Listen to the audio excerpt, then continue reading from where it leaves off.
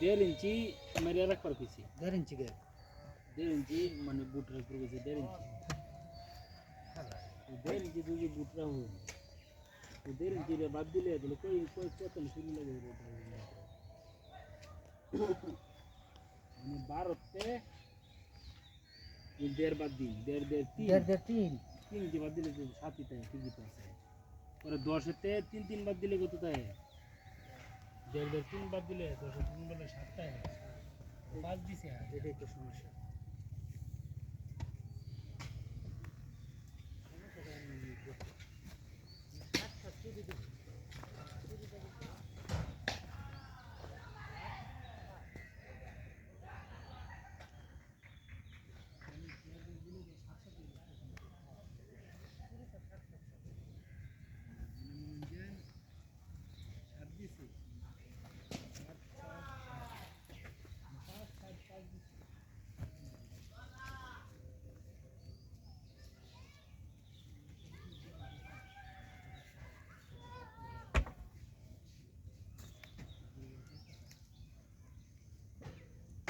সাইডে দিছে 7 দুই সাইডে দিছে 5